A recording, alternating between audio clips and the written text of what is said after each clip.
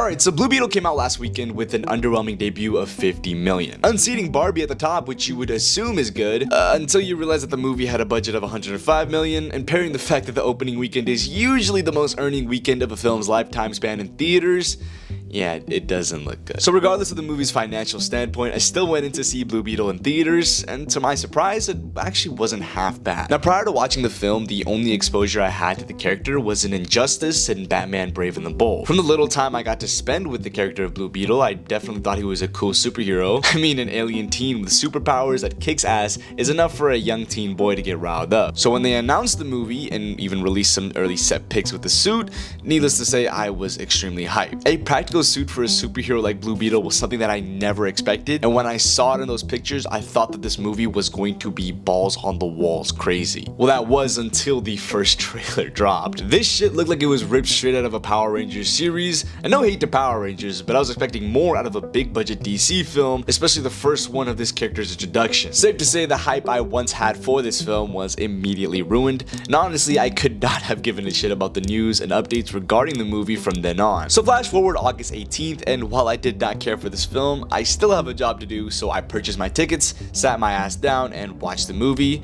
So what did I think? Meh. I think as a whole, Blue Beetle definitely exceeded my expectations. I mean, it's not like they were high to begin with. The movie opens up with a shot of our mainstay villain, Victoria Cord, and the co-villain, aka the powerful henchman the hero actually fights, Carapax. They're entering a site in which the Scarab is located in, and that's basically your beginning introduction. After that, we finally meet Jaime Reyes, played by Solo Maraduena, coming back after graduating from college. Anybody else that I say the name wrong of, please let me know. He's greeted by our mainstay cast of the annoying sister, the hilarious grandma, the dad and mom, and the comedic relief Rudy, who's played by George Lopez. Yeah, I'm not gonna lie, I only cared about George Lopez's character and Nana. The rest weren't enough to learn the names for. They tell Jaime that they're losing the house because they can't keep up with the funds, so Jaime and his sister get a job as maids for this company called Cord. He eavesdrops on a conversation between Victoria Cord and Jenny Cord, she's pretty important too, where Jenny is telling Victoria not to create weapons for the Cord company. Turns out they're related, and Victoria wants to use the Scarab to mass produce ultimate military weapons so that she can make tons of money,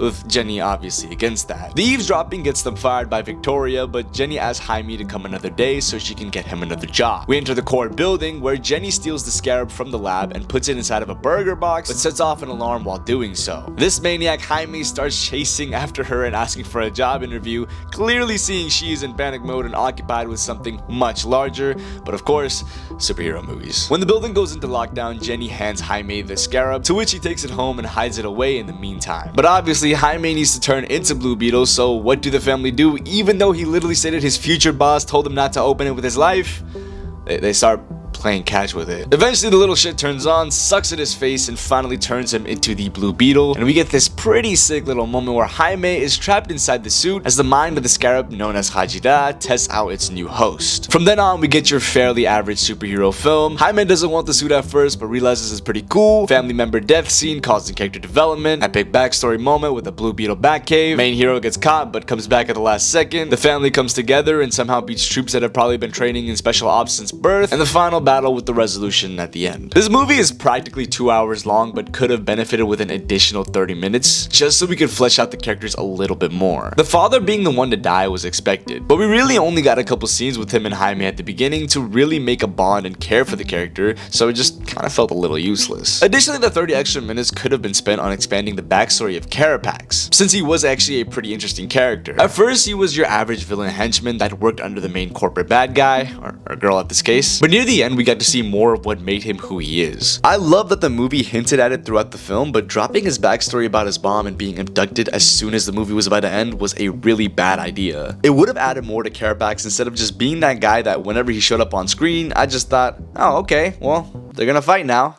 I wonder who wins. If anything though, the true abomination of this film was Victoria Cord. Holy shit, was this woman insufferable. I'm sure it's not the actress's fault.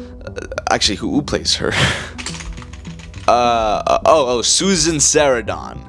wow, that is the socceriest of soccer mom names I have ever heard. Yeah, I'm sure it's not Susan's fault for how poorly the villain was played out. Definitely just a bad script given to her, and the lady worked with what she got. To credit her, the acting was pretty good, but good acting will only take you so far when your character is a rinse and repeat of every corporate villain in the entire history of cinema. I think if they took out Victoria and replaced her with Carapax as the one that was searching for the Scarab to get his revenge on the Cord Company, that would have been much better. That way we could focus on one villain instead of having to flip-flop between two mediocre versions of copy and pasted villain archetypes. Another character that I absolutely loathed was Jaime's sister. I'm not even bothering looking up the name. For the first half of the film, they tried to make her the comedic relief, and I think that halfway through, the director was like, holy shit, we have an actual comedian in our movie.